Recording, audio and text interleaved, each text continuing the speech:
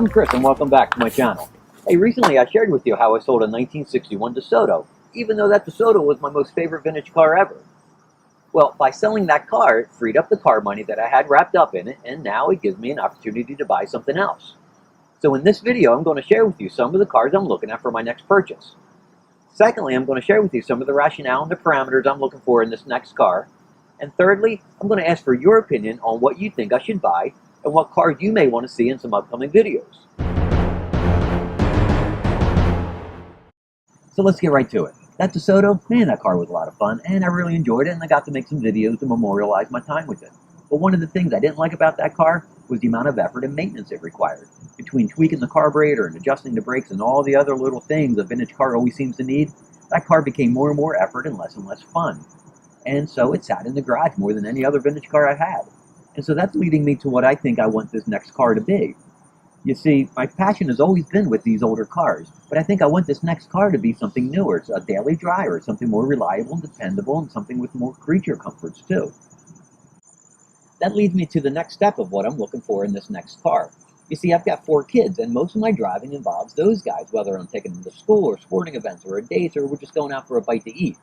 Now, I've got a Toyota 4Runner that has 3 rows of seats for those times when me, my wife, and the 4 kids are going places.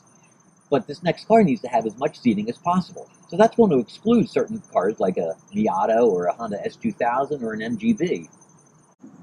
Secondly, this next car isn't meant to be a keeper.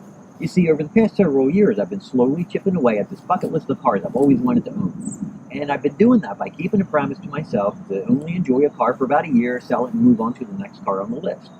And, well, that's the real reason why that Desoto had to go. It was to make room for the next car. And that's the real reason why some of these other cars that I've had as well had to go, too.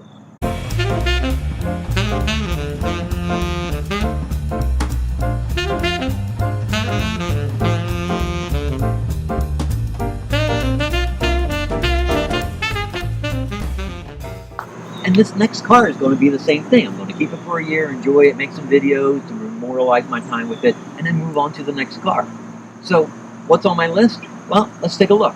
The Mercedes E55 AMG from 2003 to 2006. It has a 5.4-liter supercharged engine, 469 horsepower, and a 5-speed automatic. The sedan can seat 5 people, but there's also a station wagon version which has a 3rd row, but less than 200 versions of that wagon were imported to the US, and they cost about double that of the sedan. There are always E55 sedans for sale, and they're known to last 2, 3, and even 400,000 miles.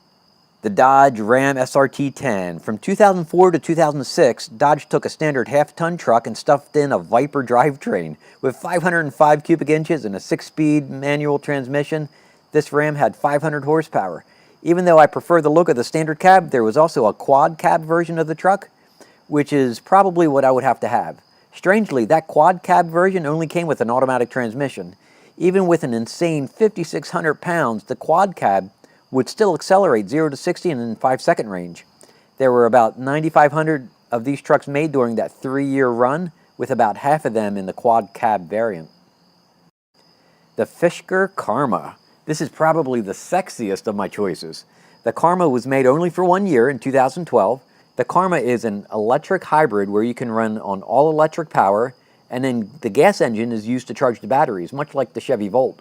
So even though only about 1,600 examples were brought to the US during that year, there's still a surprising number of these available for sale right now. The 1990s era Buick Roadmaster and Cadillac DeVille. These are near and dear to my heart, and I've always adored large luxury cars. This era Roadmaster and DeVille were the last of the large rear-wheel drive comfort cruisers from GM. Gobs were made during that time, but it seems really nice examples are pretty hard to come by. Even though they have a 260 horsepower V8, they were all about comfort and luxury. And lastly, this one's my wild card pick, the Lincoln Mark 8. These were made between 1993 and 1998. There were 2 generations. Horsepower was between 280 and 290. They had a futuristic wraparound dash and a super cool light-up rear panel between the brake lights.